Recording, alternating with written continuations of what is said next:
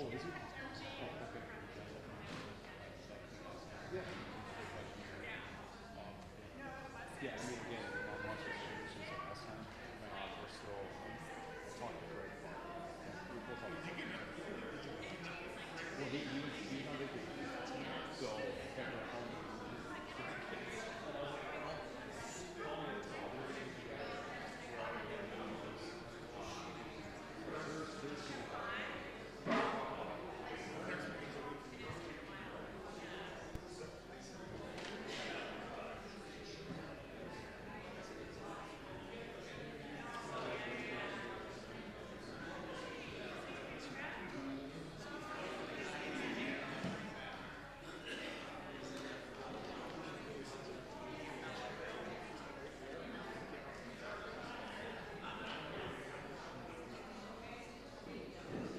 Good afternoon.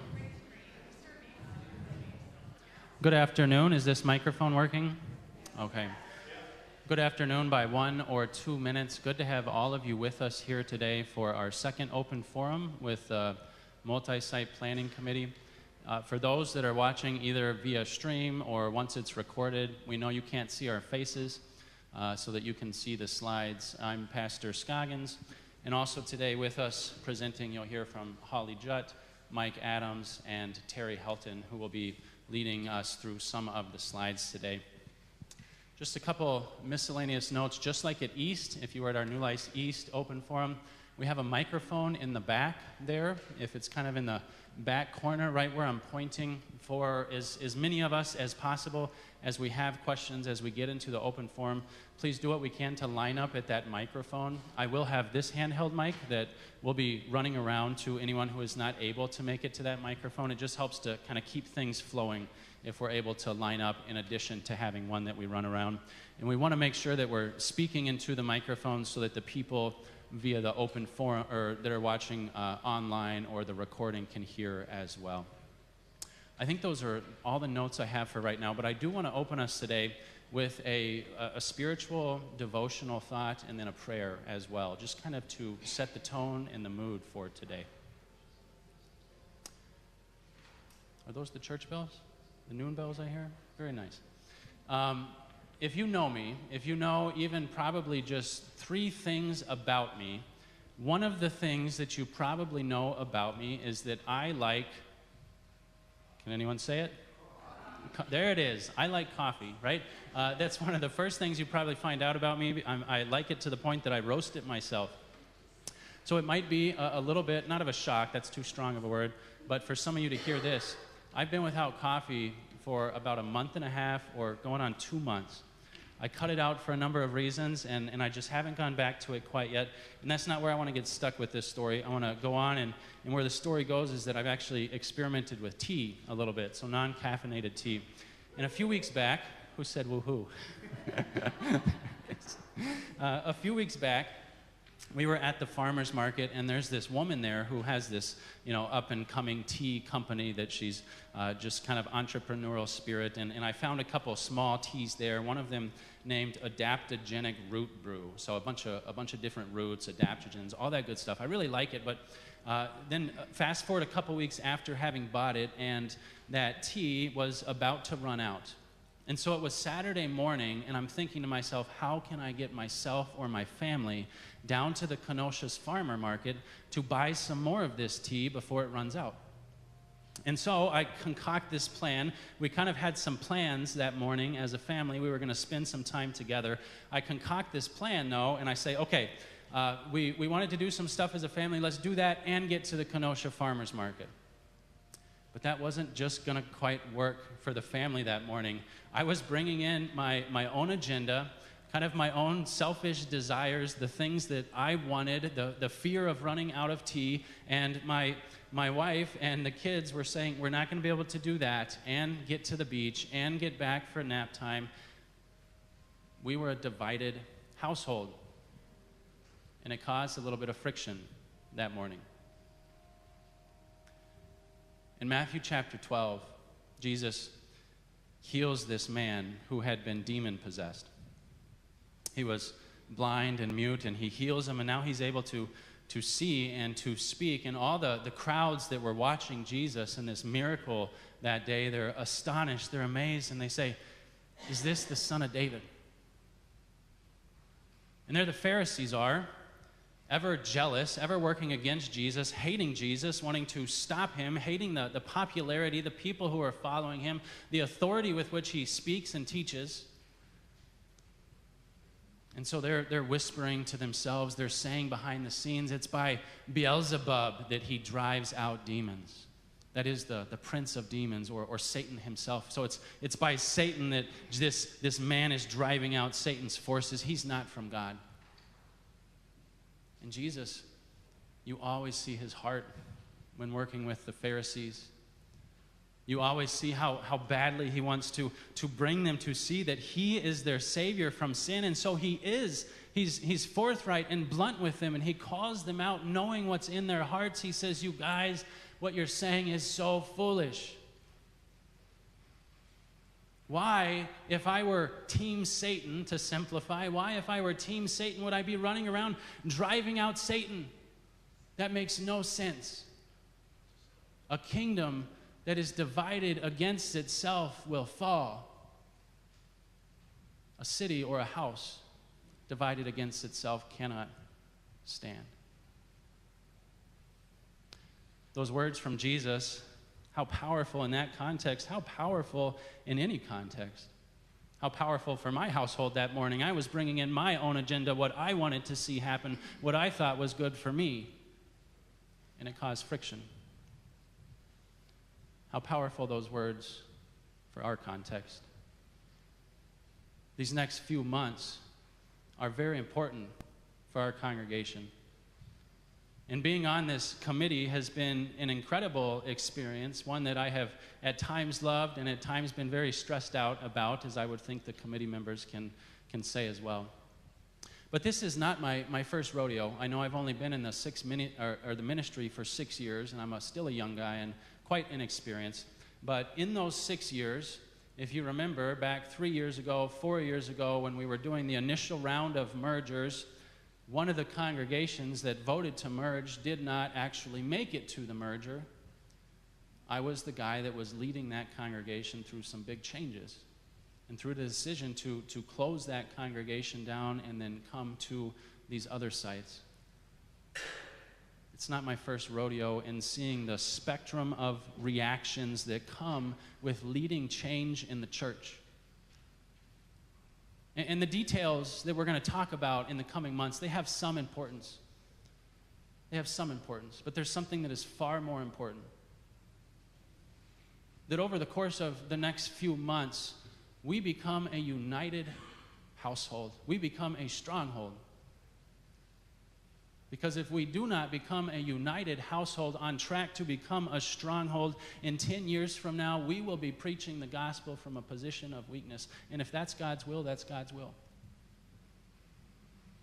But if we analyze the spectrum of experiences people have to big changes, let me just oversimplify today and say that I can already see it.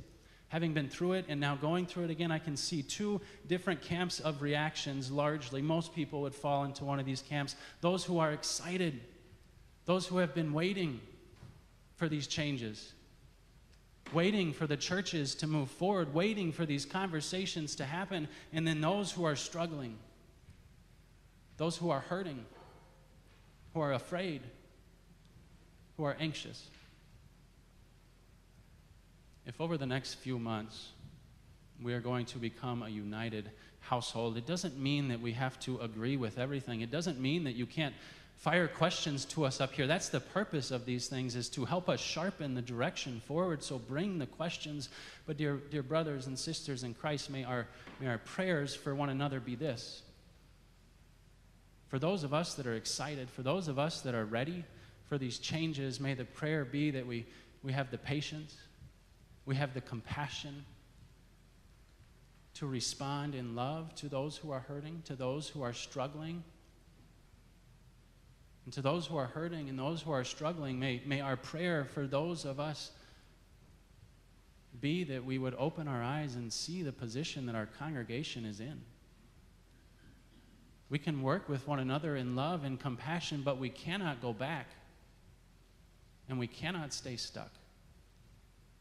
If we want to preach from a position of strength at a stronghold here in our corner of southeast Wisconsin for generations to come. Let's pray about these things.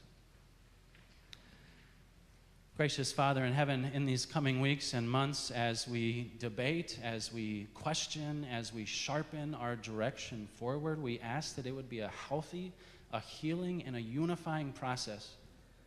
That those of us who are excited and rearing to go and rearing to move forward would see the difficult spot that we're in, that we would have love and patience and compassion in our hearts. Lord, for those of us who are struggling with change, struggling to wrap our heads around moving forward, dealing with fear and anxiety and angst, Lord, we ask that you would work in our hearts to bring us peace, to see that your kingdom exists beyond boundaries, beyond buildings. Lord, above all, in these coming months, may we become a united household so that we might be here for generations to come to preach the message of sin and grace from a position of strength. All this we bring to you in Jesus' name. Amen. Turn things over to our committee members. You have the pages for the slides in front of you. First up will be Terry. We're going to go through all the slides right away, so if you have a question on something particular, just circle that. This portion shouldn't take too long. And then our cutoff today, we're aiming for, I gave a 10-minute devotion here, so we're aiming for about 1:15, dead stop about 1:30, because then I got to get over and prepare for our 4 p.m. service. So with that, we'll turn things over to Terry. Thank you, Pastor Scoggins. Can everybody hear me okay? Good. I do want to thank everybody. I mean, it's coming out on a Sunday afternoon. We greatly appreciate that. We greatly appreciate all the input that everybody's giving us, and we also greatly appreciate all the prayers. It's a large task that we have in front of us, and we so much appreciate all the backing that we have from everybody. What we're going to do today is, what we've always been trying to do is to develop a comprehensive proposal for the congregation's consideration that takes into account all of our assets in our multiple campuses to come up with the best plan that we feel that ministry should be put on for 20 years and beyond, although we're looking at slightly different time frames. We want to position our New Life Ministries in a thoughtful and strategic way for the greatest possible service to our congregation, community for years to come, the greatest possible service to our Lord's kingdom. You saw in newsletter 1, we talked about merging. We've merged in name, not necessarily in reality. We still have distinct cultures out there that are a bit problematic. We're just simply spread too thin in some ways. The more we consolidate, the stronger we're going to be, and the wiser we will make use of our resources. What Pastor Scoggins said before is 100% true. We are going to come together, either now in strength or down the road in weakness. So it really behooves us to just move forward in a strong position. Newsletter number 2, we talked about the goal of returning our congregations to growth and health. None of our sites optimally support doing this at this time. All sites have some flaws, and maybe even considered fatal flaws, strong flaws, and issues to them. We need to prepare to say goodbye to our earthly buildings. They're buildings. They're not ministry. They're buildings. Newsletter number 3, which you've just reviewed, and thank you for doing that. At most, we feel that New Life should be 2 sites. There's a compelling case to be made for a 1-site ministry also, and for a 2-site ministry. The best place to build a facility is likely on a piece of property that we don't yet own. And then it's going to be important to keep in mind that the Kenosha Lutheran Academy and Shoreland's relationship will greatly affect our plans as we move forward. And we'll talk a little bit more about that as we go through this. Members continue to send in their various site configurations and suggestions. Thank you. We take everything into account.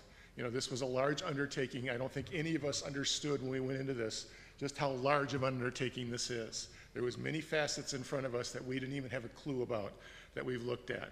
So we appreciate all that you guys have done and sent to us for consideration. Thank you for that.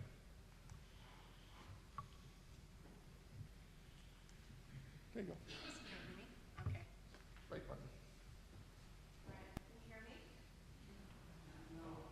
Not so much? How about this? Okay, all right. Good afternoon. I wanted to thank you, those of you who have sent in questions. We're going to be going through in the next several slides some answers to those questions and some specific things relative to the last newsletter and maybe a little peek at the next newsletter. So the first question that I'd like to go over is a comment that someone made that was, we need to prioritize the church. And there's a lot of discussion about the school as well. I think, first of all, we appreciate that thought. We think it's important that we have this kind of dialogue. We truly understand that there is a need to focus on the mission of the church. That is why we're here. But at the same time, we did a survey early on, and the results of that survey were that the members clearly, it was very important that we needed to prioritize the Christian education of our children. That's the generations to come. That's where faith can bless generations. So again, we're trying to strike the balance between prioritizing the church ministry, prioritizing the school, and if we were to prioritize the church, that might allow us to partner more closely with Shoreland Lutheran High School, which is something that's been specifically the dedication of a particular committee that's working on more of an exploration of what we can do better with Shoreland together, since we are located so close.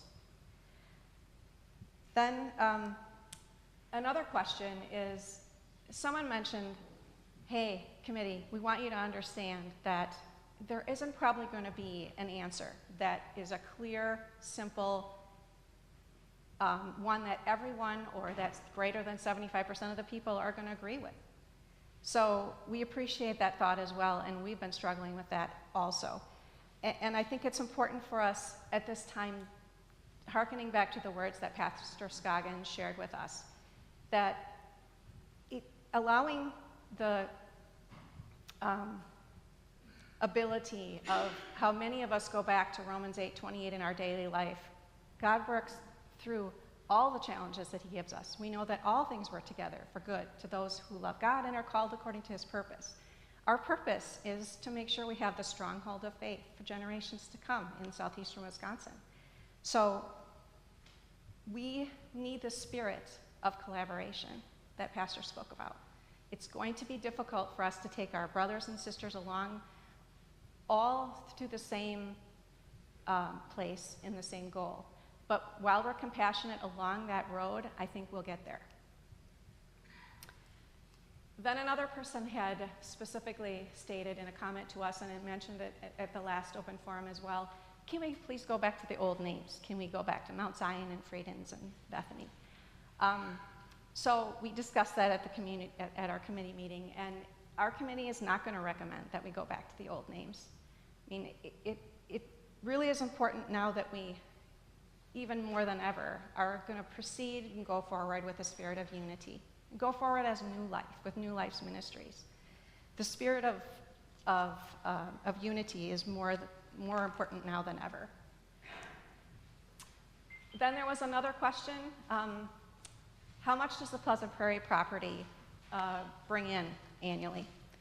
So just real briefly, the Pleasant Prairie property, the land and the house that's on the land, bring in a net $12,000 to the congregation every year. There's rental income of $18,000, and the property taxes and maintenance expenses average about $6,000 per year. So that is a $12,000 benefit to the congregation. We also have benefited by the appreciation value of that property. When it was purchased nearly 10 years ago, we bought it for just under $900,000, and now the appraised value is roughly $1.5 million.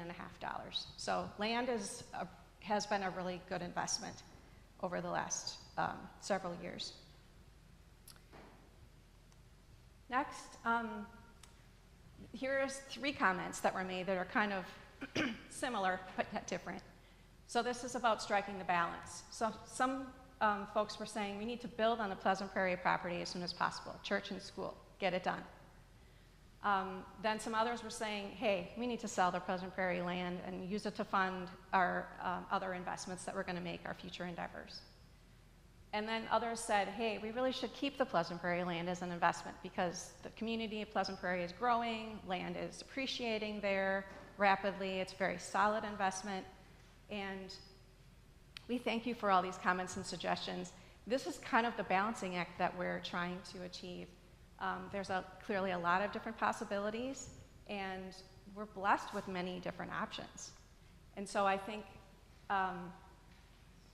it's important to note that Pleasant Prairie property was purchased by one of the former New Life churches, Bethany at the time, in a time when ministry collaboration was very different. Now we're collaborating and looking at the very wider picture of the greater southeastern Wisconsin area and thinking about where is best to locate in the future based on that. And now I'm going to turn it over to Mike, who's going to continue with some more slides. Thanks, Holly. Okay, this next slide. Does our changed culture mean the way we used to do the neighborhood ministry is a thing of the past? Or can we do ministry from a single location? And the answer is absolutely. Many churches do that, and we went into detail in some of our multi-site meetings, the benefits of a single-site ministry, because everybody gets to meet each other. You know who people are. Right now, there's still many people I don't know, and I think all of you feel the same way. So there's definitely opportunities for improvement in the culture if we had one site. And people don't walk to church anymore. It's people drive, and a 10 to 15 minute drive isn't out of the question. Mike, can you please speak a little slower and a little louder? I will. Thank you. A couple examples would be like the Journey Church. They built the big mega church out right by the interstate. Racine Bible Church is another one up in Racine that consolidated, did the same thing. So we absolutely could do that. Next slide. Has anyone considered a model for urban ministry like the St. Marcus in Milwaukee? And we have looked at various options. St. Marcus is a little different than us. They have 1,000 kids. If we have 1,000 kids in our school, we're going to be doing something different too. They have 3 sites, but if you look at the details on their website, it looks like they're trying to consolidate and go into 2 sites, just because they have plans to expand one of the 3rd sites. We have looked at these options, and ideally, one school on one site is best for everybody, at least at our level, 200 kids or so. Building in Summers, we've been looking into zoning and the roads that are on the plat, what's there. Sewer and water are fairly close. We actually got some ballpark prices to run sewer and water to some generic location we might think is close. The Summer sites, a site that's adjacent to the Summer site is an awesome landing spot if we wanted to. But there are possible other landing spots. We're looking actively.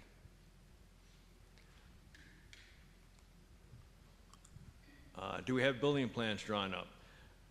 So the goal of this multi-site team really isn't to draw plans. We have some generic ideas and thoughts, but really we're more looking at, defining what we want and defining what we need and how big should the school be. Is it a through 5 school or is it through grade 8 school? I mean, there's too many questions. So phase 2 is going to answer more of those type of questions. If we were to sell a New Life site, whether it's Central or Summers or et cetera, what happens to these different ministries and activities that are at these different sites? And we've discussed that in extreme detail on our committee. Fortunately, there's a subgroup of pastors that are meeting and actively coming up with plans and ideas to do exactly that. So we will be able to hit the ground running should something happen.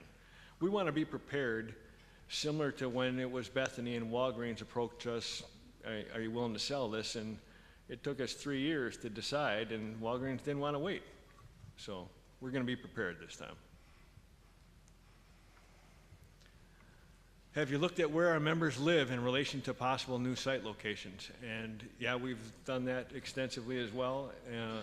Ideally, if we knew where members were going to live in 10 to 20 years, it would even be better. But we don't know that. Urban sprawl is never ending, and it's going to continue to happen just like it has everywhere throughout the country. But this is a map showing the members, the different colors are members like their home church. So you have the blues, the dark blues, the light blues, the purples, the oranges. So that's a map by home site showing where we are. And we're packed all through the Kenosha area. And now I'm going to turn it over to Terry.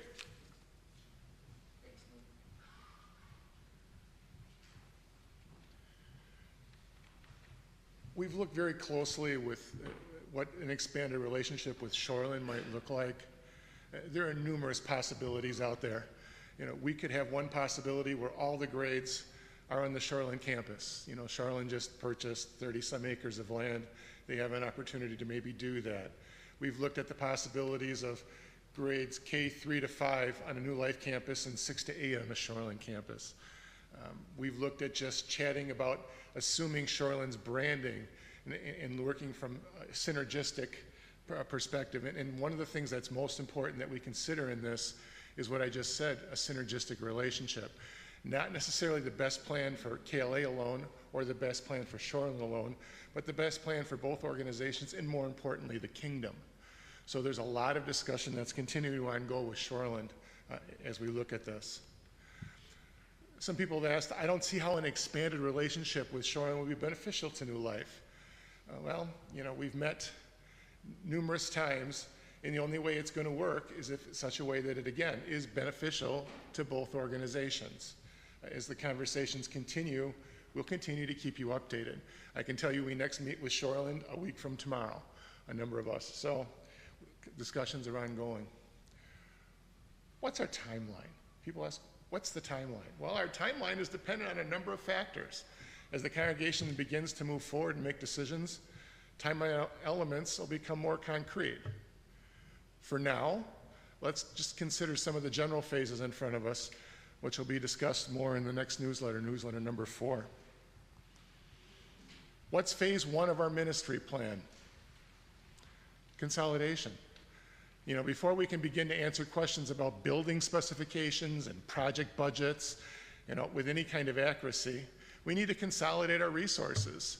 At most, New Life should be operating not more than 2 sites in the near future. What's phase 2 of our ministry plan? Preparation, exploration, and refinement. As we consolidate our resources, guys, and explore the options before us, we'll be able to more accurately answer the questions that precede a building project, such as location, budget, size, classrooms, etc. Lately we've been working on pro forma budgets and trying to come up with some ideas on that. But we have to be more concrete on our data before we can get concrete answers. What's phase 3 of our ministry plan? A capital campaign, okay? As questions are answered in the previous phases, our budget is directed and defined. We'll be ready to engage in a capital campaign. But it's not just that simple either. There's multiple steps to capital campaigns. And along with the capital campaign is something I'm passionate about, is a planned giving committee.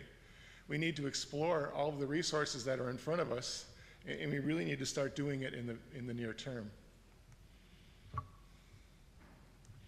What's phase 4 of our ministry plan? Well, build. What an honor it would be if the Lord made this once in a multi-generation opportunity a reality. So we ask that you continue to pray for that. But again, that's not phase 1, phase 2, or phase 3. That's phase 4. That's down the road. We've got a lot of consolidation to do first.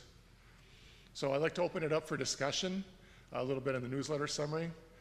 Some of the points that we thought might be viable, and I certainly would entertain anything that you have too, is 1, at most, New Life should be 2 sites, okay? Number 2, there's a compelling case to be made for both 1 site and a 2-site model. Maybe we should talk about that. The best place to build a facility is likely on a piece of land that we don't currently own. And then finally, the KLA and Shoreland relationship, how will it affect our plans? So with that, let me open it up for discussion, please. Hi. Just a second, just a reminder, there's a mic back there. Are you willing? Okay. For the people on the stream, for the people on the,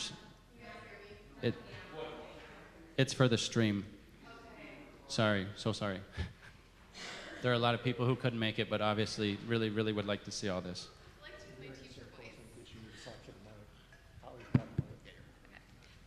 So in regards to working with Shoreland for the school, that is a fabulous idea.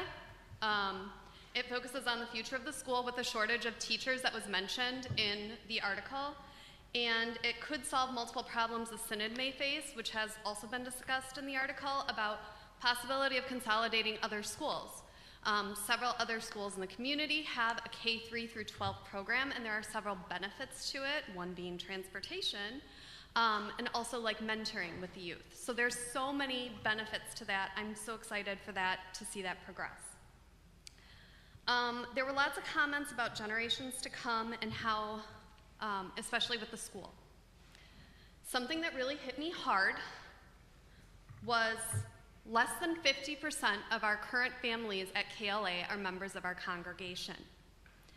I took a lot of thought on this. I read the article and actually wrote what I wanted to say so I'd stay focused. So there are various aspects of our church is that our school has less than half of its families as members of the church. The words almost half are worrisome.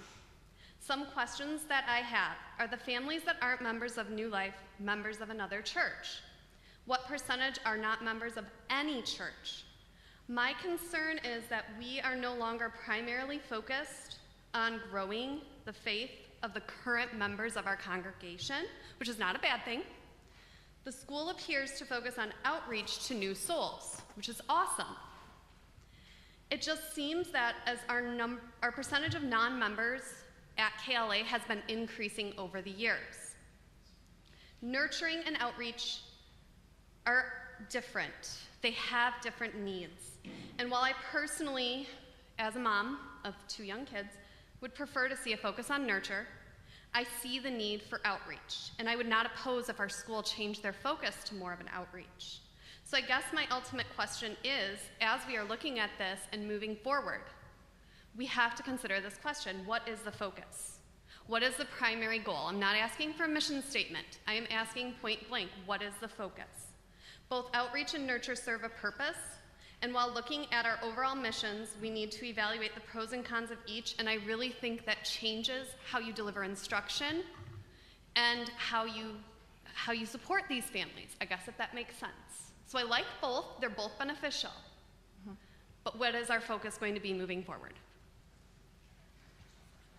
Okay, you're going to take Just the first part? Okay. So, first of all, thank you for that. I appreciate the forethought in the question.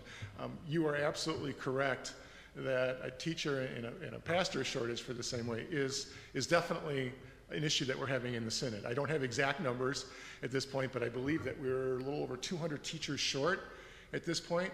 I can tell you with accuracy, after call day at the seminary this last year, we were 146 pastors short at that point. So you're absolutely right. That's one of the considerations that we had moving forward with the relationship with Shoreland, that there are better practices than just what we can do at KLA. So thank you for that. Holly, you've got more insight on the second part of her question. Oh, yes. So thank you for your comments. I appreciate that very much.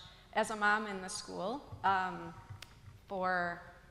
think I have 2 children. They're 4 years apart. So my oldest just graduated 8th grade from KLA, and I have a 4th grader as well. So I have a view of what the schools were like before the school choice program and then after. And certainly the big change was there's more children in the school that are not part of any church, actually, or they're neighboring in the community and they're maybe not going to church as often. I have not seen that there has been any change with the type of nurture that goes on spiritually in the classroom. There's still memory work, there's still Bible history, there's still chapel every week. But one thing that has changed is there's a greater presence of a school pastor whose focus is on making sure the spiritual health of the children. There's a mentorship program that has been implemented for students who need guidance, both spiritually and also just with studies and this type of thing. And there's specifically a person who does homework help to get kids who have maybe a deficiency in reading, more reading practice and this type of thing. So I leave it to the pastors to add if they think that there is more change that you're planning in the future. But just as a mom in the school, I haven't necessarily seen a deficiency in the nurture side. And I think it's really important.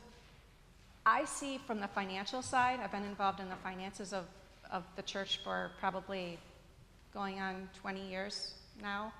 I date myself. Almost 20 years. I think that the school choice program is what's enabling us to keep our school. And this is important for a mom who has kids and in the school and step-grandchildren who are going to the school and coming up into the pre-K ages. I want to see the school for generations to come, and I think the choice program is what enables us to keep it. I'm not bashing the choice program. I'm just Okay. saying there's a distinct difference putting your child in a school surrounded by only Christians and maybe a few who are not, and throwing your child in a school who has over 50% unchurched. I guess that's where I'm kind of going with it, if that kind of makes sense, because it is slightly different. Sure. So, Can I jump in real quick? good. Yeah. So Sarah actually telegraphed this question to me, so I had the chance to reach out to the new superintendent at KLA and ask him a little bit. And that's just something, you know, when we have side track real quick. But when we have the surveys, when we have the website, those things are meant to be used. When you let us know the questions, we come as prepared as we can to answer them, you know, and then we're making more progress more rapidly. So we invite you to continue doing that. So I asked Pastor Prange, he's not here today because he is at prep. He's got student at prep, and they're having their opening service this Sunday, so he's not here. But we do, this is an ongoing conversation. I mean, maybe that's one simple way to put it. It's something we are absolutely aware of and absolutely wrestling with. On the VTO, I think this is what I got sent a picture of. The current audiences they serve to reach, going from top to bottom, are first the families and children of New Life, the families and children of New Life Early Childhood Ministry, the families and children from other WELS congregations without schools, families and children from the surrounding community, families and children from Northern Illinois, including Great Lakes Naval Base. And now more specifically to what you just recently suggested about how it's a different school when the concentration is higher of non-Christian students. Absolutely. And one of the things that we've been working on and having a lot of discussion on at the leadership level, behind the scenes, at the school level, the board levels, and this is all baked into also some of the things we've already seen with the pastoral realignment. If we're going to thrive in that environment and have a strong culture, we have to have a strong culture that raises the non-Christian and non-church kids up to the level, right, of that spiritual instruction and of that Christian culture that we're searching for. So we are fighting to do an overhaul this year, and we're going to see how it goes. We're going to learn from it, but we are very much thinking about that exact question that you asked. Is that sufficient for today? Yes, because change takes time. It's just, Yep. it's something that I've been kind of noting throughout, like when we get updates about the numbers. And Yep. it is very concerning to me because I think that does play a role for some families choose to send their children. Yeah. So I also want to chime in a little bit. So it really was an awesome question because there's just many levels. I'm going to use the example from Shoreland first. So, you know, we were meeting with Paul, I'm going to say last fall sometime, and he came to the executive board meeting and he said, you know, 63% of our students at Shoreland are choice. Wow, because I was kind of in your park a little bit that, you know, that this maybe is a problem at KLA. Well, then at Shoreland, 63%. Wow. And then he said, and the choice kids have better grades. And that was another slap in the face. And then, so my son's been at Shoreland for 2 years now, and I asked him, you know, what's his take? And he said, you know, there's only 3 or 4 students in the entire school that are truly non-Christian. So, you know, I felt much better after that, because I gotta believe it's very similar at KLA. So then the other point of this, that my wife and I have this discussion all the time, is I think it's really good for our kids to rub elbows with the secular world and give them strength now, because once they're out of school, you got to deal with the real world, and you might as well learn how to do it now. I would disagree with that, but that's my personal Yep. opinion. And my kids get that exposure at my discretion when I feel like they're ready. I Yep. feel like when my kids are 3 and 4, if I'm sending them and paying that money for school, I want them surrounded by others who are going to support my views. I guess that makes sense. Yeah, I would agree with that. It's not the choice, it's the members, because that's like members of a church. Because the idea of that, if we're going to go with the choice years ago, the idea of it was to bring in more members. Which I don't know if that has happened, I guess. But that's I don't. not where I was going. I was more or less focused on is the school going to be a mixed bag with outreach, so kind of like Pastor said, or is it going to be nurture? Because they are, again, I will state they are clearly different. Can I jump in Yep, and yep. see if we can, because we are here at 12:45 and we want to respect a few more people. That's okay. This is an ongoing conversation, obviously, right? So,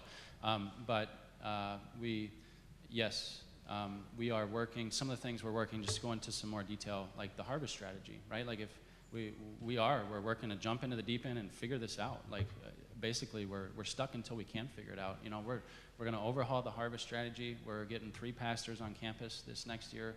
Like if we're going to do this outreach thing, we historically haven't done the greatest. Pastor Prengy, being at the school, especially the lower campus for the last few years, he's started to make some inroads. I know he's had some baptisms, some confirmations. So with more pastors being on campus and teaching some of the classes, we're hoping, right, we can crack that nut of raising the culture to what we want it to be, as opposed to it bringing our culture down. We're working on that harvest strategy, and we're working to see, is it possible? You said it's very difficult to strike that balance. Is it possible to? So we're very much thinking on those things. Is that good for today, and we'll continue the conversation? Okay. I think it's time to get a few more in. Mike, I've got 2 questions that I would like to ask. One is the land out on Pleasant Prairie totally paid for? And if it's still holding a mortgage, I'd like to know what that dollar amount is. The land at Pleasant Prairie is totally paid for. It was paid for when we bought it. Okay. Yep. And secondly, am I correct in saying that the Summers church was built on 10 acres, not on 5.5 acres? Because I think the original bequest was for 10 acres. I don't know the answer to the original church, but I know that right now it's 5.6 or 5.8, something like that. But that other 4.4 is still in a deed to the church. Am I correct in saying that? That's land that has not been built on, but it is still part of that church property. No, the church property is 5.6 or 5.8. I don't know if they sold 4 acres back to the original owner or not. That's way before my time. But right now, if you look at the survey for the New Life Church, it's 5-point-something acres.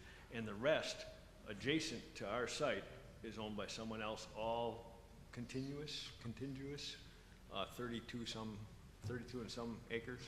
Okay, thank you. Yep.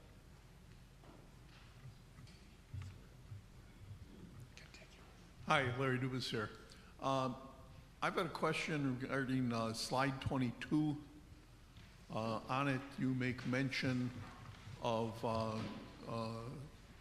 New Life being at 2 sites, operating 2 sites in the near future.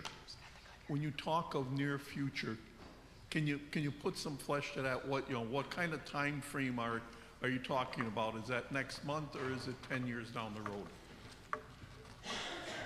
We're going to bring to the congregation a suggestion of where we feel which two sites might be most beneficial for ministry moving forward.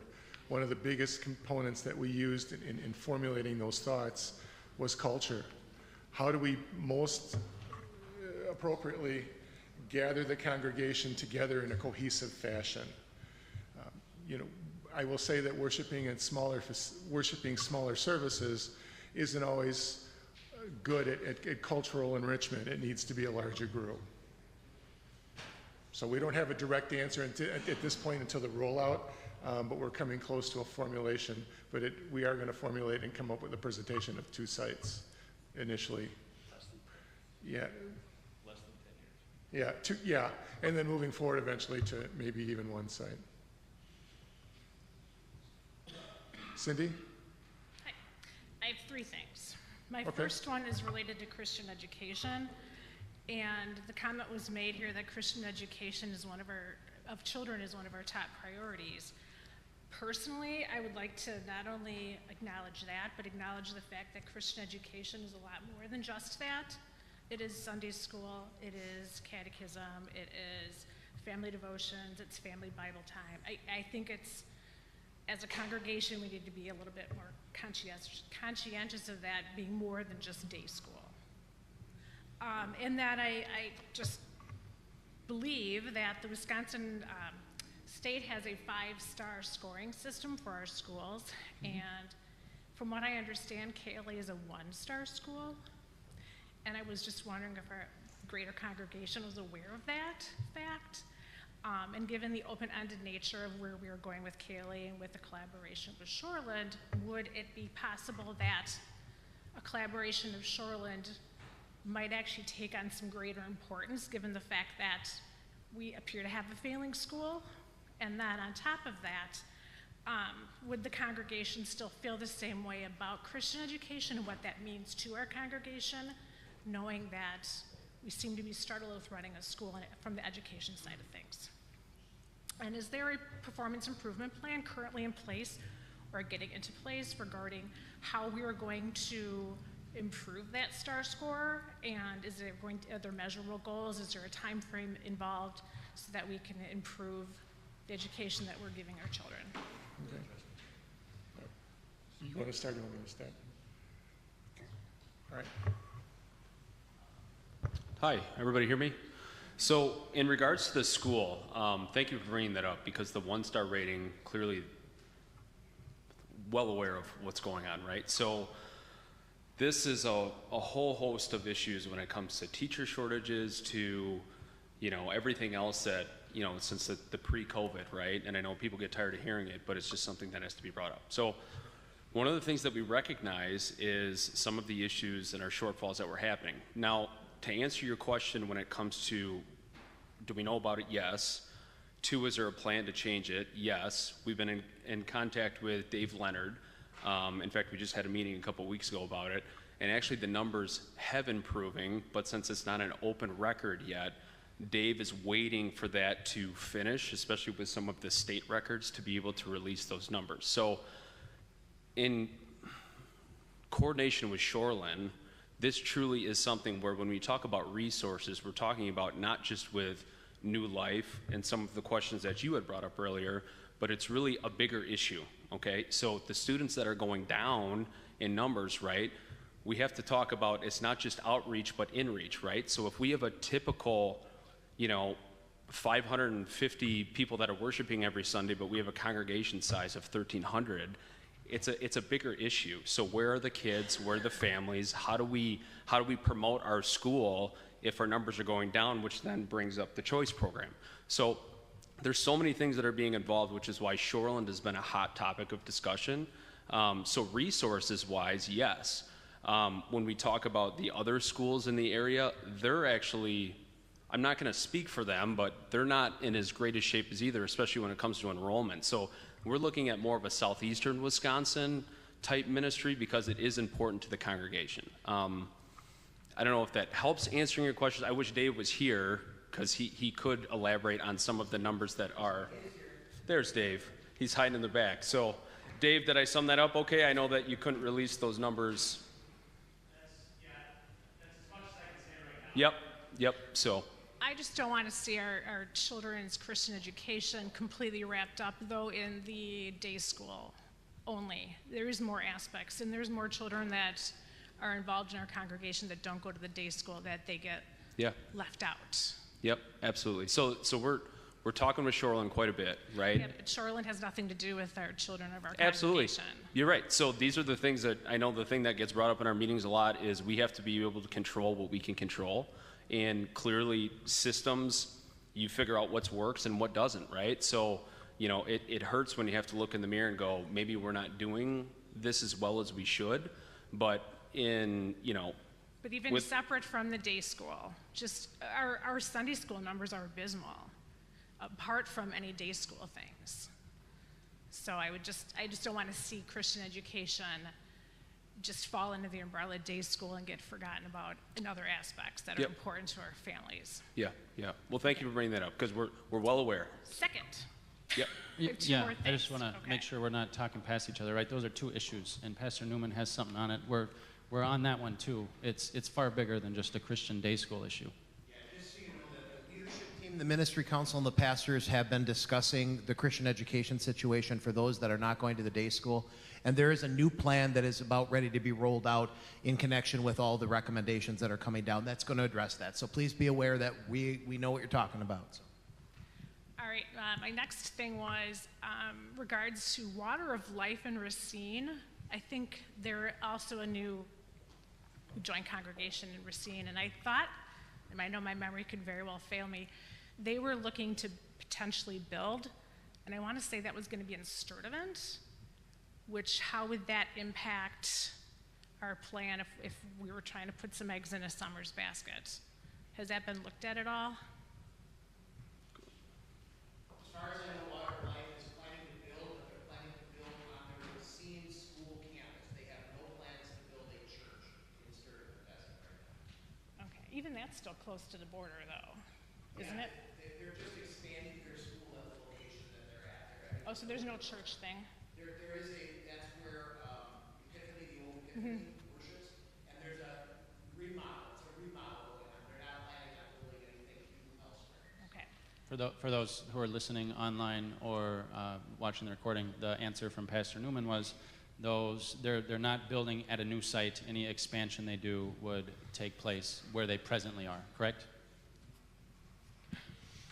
And then last, St. Marcus, Milwaukee, to comment on your message before when you looked at their website. My daughter works there, and they do have that third campus, and they have no intention of shrinking.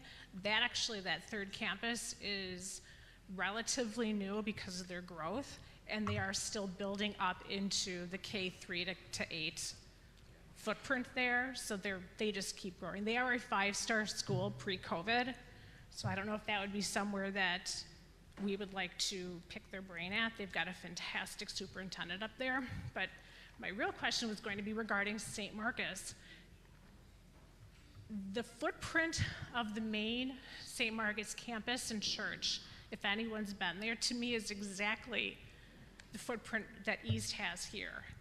And to go up there and take just a walk through what they have done there to modify that campus and modernize it, it's incredible, and I would highly recommend that someone goes up there and takes a look because it is really a fabulous location. It has everything you could possibly want on one city block in a very bad neighborhood in Milwaukee. Thank you so much. Okay, thank you. Other questions, comments? Yes, ma'am. Comment, Mary Cohn from the former Mount Zion, from Central. I'm going to read to you because I get very nervous when I'm speaking in public. Thank you, Mary. First of all, I want to thank the committee because you've done an awful lot of work. You've given us an awful lot of information. I appreciate every bit of it that I've gotten. There was a segment in the last newsletter that just came out a couple of days ago that I took a little offensive, because we've been saying all along that we would like our so-called unity to really come together as brothers and sisters in Christ, and we've not been able to do that. And yet we're extending this program, it seems like, and this is where I want to start reading, I feel like we're always a few months away from some sort of decision or some sort of action, and after that one is solved, we're a few months away from the next decision or the next action. Meanwhile, I suspect that property values in Summers are going up due to the growth out there, and I don't want us to be late in the game in Summers the way we are late in the game in Pleasant Prairie. Now we're going to wait for a while to gauge the unity of our congregation if we do come down to 2 different sites and multiple services, to become brothers and sisters in each other, to support each other after we stand shoulder to shoulder. Then we're going to have to wait again for a capital campaign to be rolled out. And I just don't want the congregation to act hastily, but I would like us to move along a little bit faster. My question is, would it be so terrible without having a formal capital campaign to at least encourage people to contribute to a voluntary building fund so that we can at least get something off the ground? Thank you. Great question. Yes, one of the things that we have put in a front burner, as I said before, is a planned giving committee. A planned giving committee can be specifically tailored to a building fund. It can be specifically tailored to any portion of ministry. But yes, we've looked at that, and what a great opportunity we have on a grassroots effort to identify individuals who may want to make a gift towards that specific ministry or another ministry of New Life. So we've talked about that, and we are prepared to start making steps to implement such a thing in the near future. So does that answer your question? All right, you're welcome. I just want to add that, you know, I'm probably constantly the guy in our committee, we got to go faster, we got to go faster. Because everybody feels the exact same way you do. But it's difficult because there's so many different opinions. Now, I do want to say that, you know, I don't believe we're going to miss the boat if we make this decision, because we're not going to take, you know, 5 years to do this. And if things start moving along, we are going to try and continue to move as fast as possible. Holly can speak to the property that we're looking at is really, they're related to us as a family member, kind of. So they're being very patient, which we appreciate. Did you want me to add to that? Oh, okay. So the neighboring property to the west of the existing Summers site is owned by a friend of the congregation, a relative of a member, and we've been talking, specifically meeting with that individual for maybe 4 months now, Pastor, would you say, or so? And she's been specific about, you know, understanding what our plans are and trying to be helpful as much as she can as we determine what it is that we really want to do. So patience, I guess, is a good way to describe it. Rick. Mary, to your question about a building fund, according to Scott Menke, New Life already has that in place, and there's about $500,000 in that fund currently.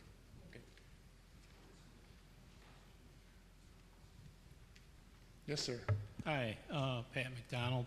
Say, I walked through the school the other day, and I was very impressed with the way it looked, the teachers. I talked to the custodian, and it really looked nice. And I got to say, my compliments to the staff. I'm a little concerned about that rating. That's the first I had heard about that with the school, and I hope that can be brought up. And the St. Marcus model, I find that very interesting and probably a good piece of advice to take a look at their model for that school and compare it with ours and see what we could bring from that.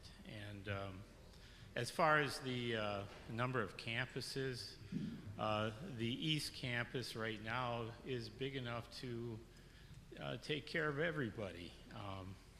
And if there was some of the funds or finances going into renovating that for the long term, that would be, I think, advantageous for the whole congregation and in the future. And it may end up that we want a long-term commitment there too, and maybe along with something else coming up in the future. As far as a question, I guess I don't have a question. I guess I just thought I'd make a comment, and thank you for the time. Thank you, sir. Any other questions or comments? Andy?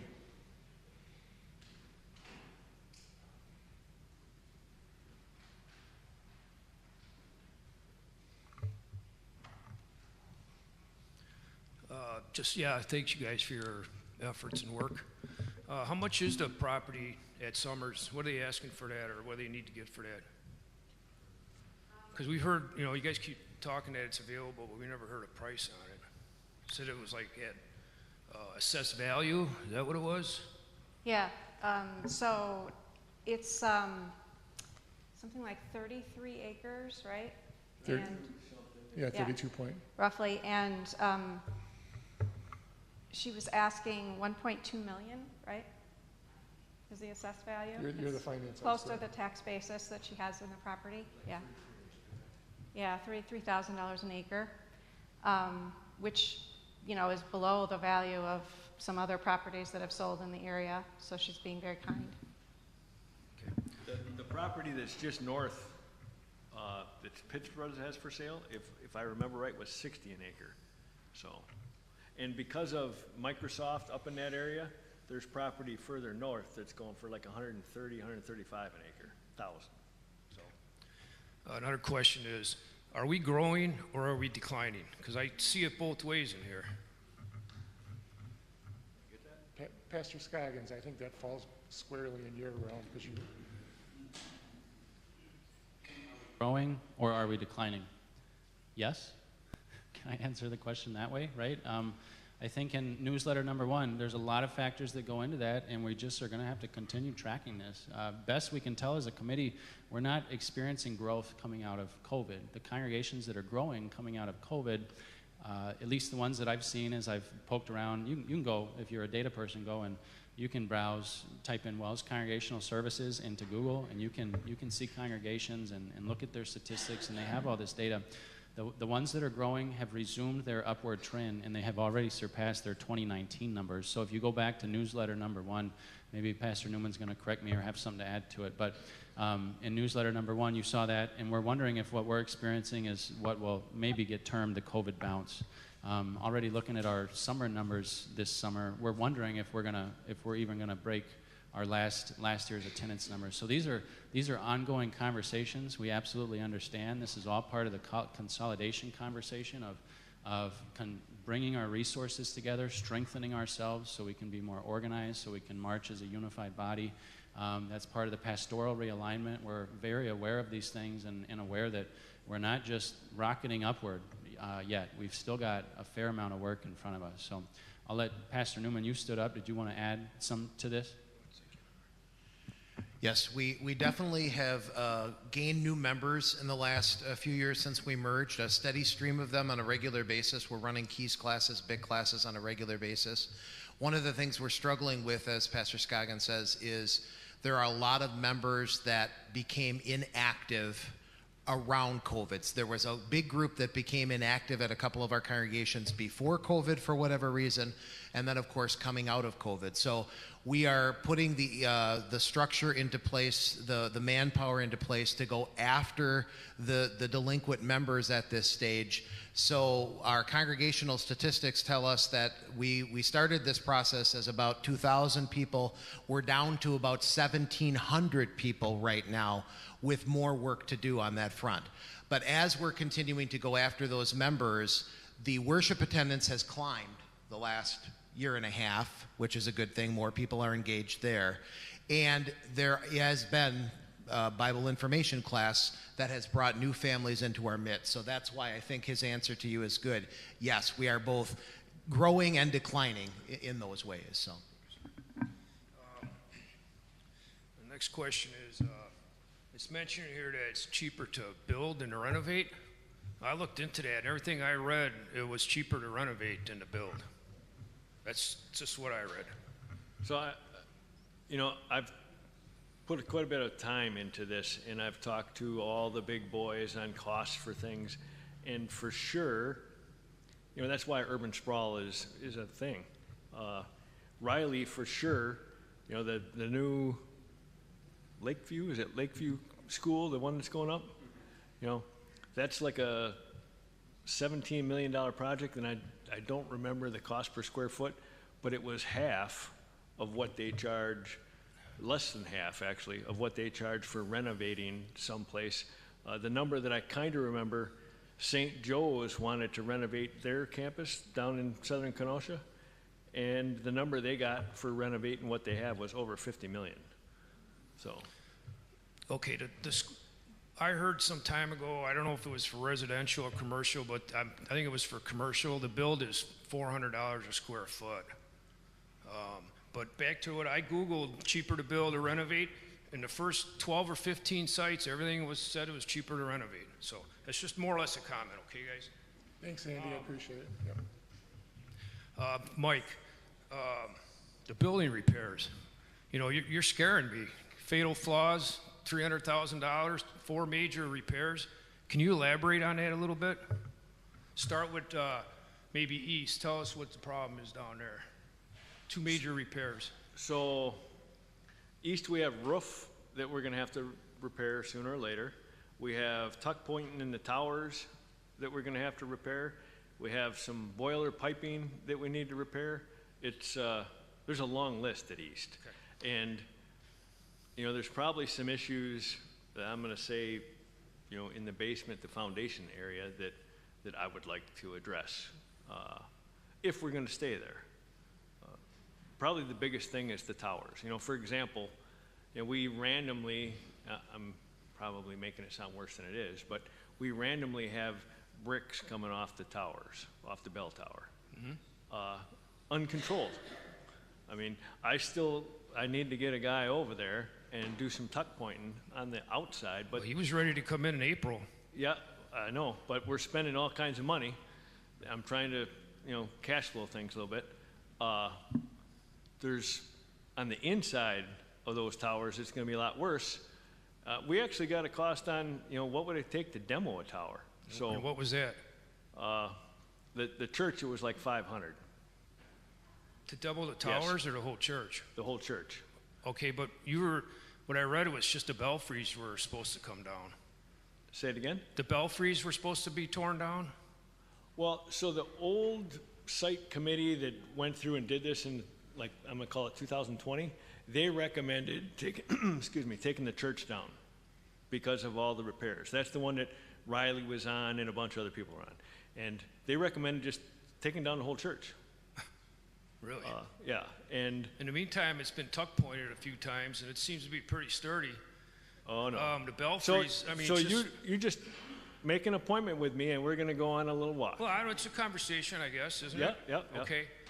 It's rough. Well, when they recommended to take them down, how was that determined?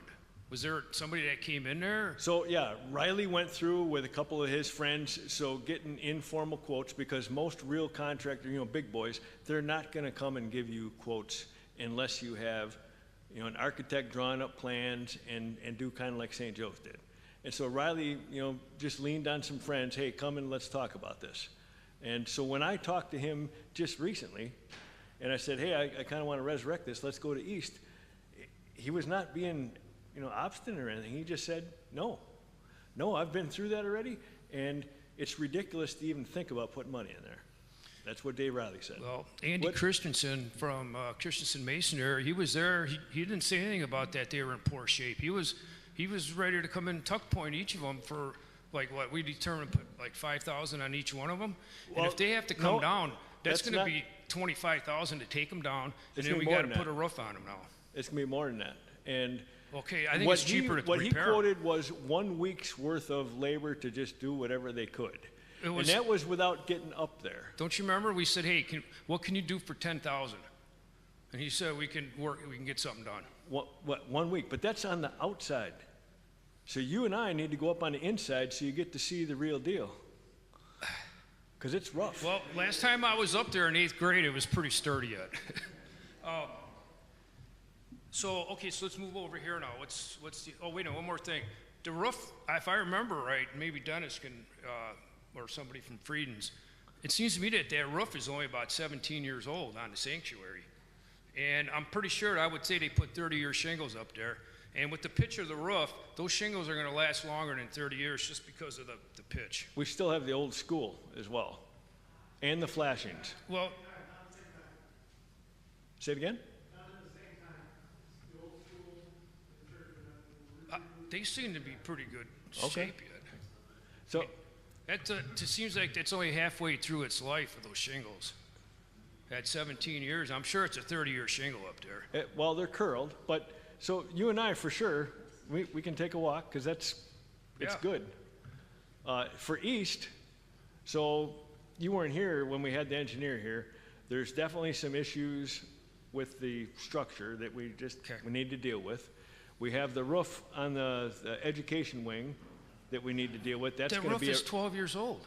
No, it's not. Yes, it is. We put it up ourselves. Badger Roofing put it up.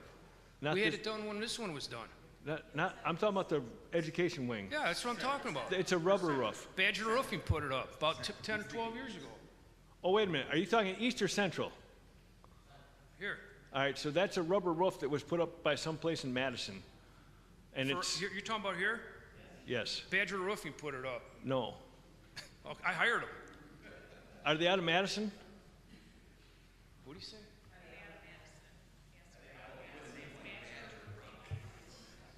Well, we can dig into that too because we're getting into details. I think it was around there. But Wausau, maybe? a rubber roof is going to be over $100,000 for this. Mike, it's only about 12 years old. Well, so we put it up ourselves. Everybody, there's all kinds of people here that was here when we did that roof. And then as far as the crack, that cracked in 1972, and it hasn't moved since. If it was active, there'd be crumbs of stones all over the ground. So that's not true because the window broke out here for no reason. That's what Pete told me. When? And I don't know, 5, 6 it didn't years really ago? break. It just lost its seal. And No, the gas the came out. actual window broke where the air conditioner is. Okay. Well, how come it hasn't fallen off in 40 years? If it started cracking in 1972, so we're going to get a where's the report. movement? I don't see any movement. That's exactly why I had a structural engineer come and evaluate. That's why I wished you would have came when he was here. I tried to, Mike. I couldn't make it. I told you I was going to, but I couldn't. He said that according to new codes, the steel that's in here, if they followed it to the print, it's less than 60% of what they should have had, and he was going to do because that was just back at envelope calcs. But you can stand and look. You can see it's dropped down. There's something happening. It hasn't moved for a long time. Those cracks are all full of dirt. There's no crumbling stones on the ground. We'll get the report from a professional engineer. All right. Andy, do you have any other questions? Huh? Andy, do you have any other questions? Maybe. Let me look here. Yep. Jump in there. Just one point. Pete Barron, I talked to Pete Behrens after the last open forum, head of for this campus's property and maintenance before the merge. He said that the roof that was put on the education wing, they didn't get down to where they were supposed to, so there are things popping through now, and it's leaking at those points. That's what Pete told me. That's why they have to put it on. Yep, that's what he said. He said they were up there and saw that. Well, they went down to the old roof because they put the insulation. They didn't get down to the... Okay. If I can jump in here, it is 1:15, so I know we're still going. I would encourage anyone else, if you have some questions.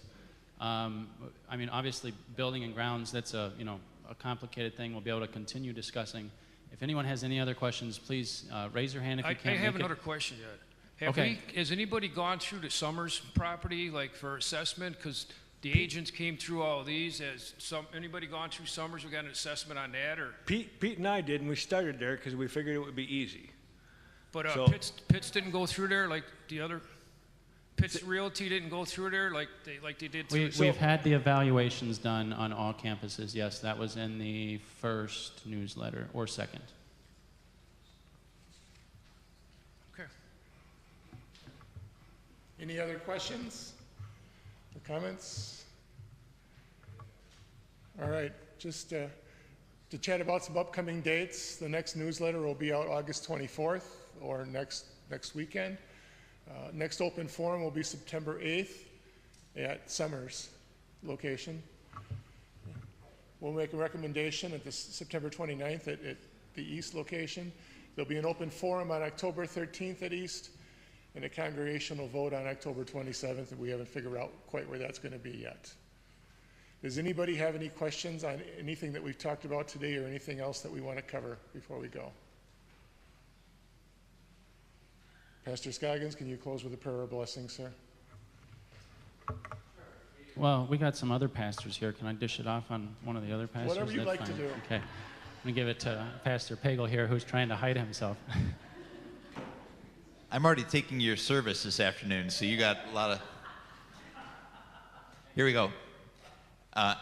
Father, we thank you for the way that you have blessed us as brothers and sisters in Christ over the past years. When we think about the legacy that's been handed to us for generations, we are truly grateful for the gifts that you've placed into your hands in the into our hands in the ministry that has been done by those who have gone before. We ask that you would give us uncommon wisdom and unity and insight as we look to the coming steps, knowing that we hold your gospel in trembling hands and we want to make the best decisions possible, not just for our preferences, but really looking ahead to conducting this ministry well into the future until Jesus comes again. We're not up to the task, but we know that you are, and we ask that you would give us your Holy Spirit in copious amounts. Be with our leaders and be with those who digest and sift information and help to provide options for us moving forward. We know that the gospel ministry will continue to go on without us, that you as the Lord of the church make this all work. We ask that you would do that and bring us together as we seek to use the moment in time that we have to make an eternal impact. We ask it in Jesus' name. Amen. Thank you, Pastor Pagel. Thank you, everybody, for attending. We appreciate it.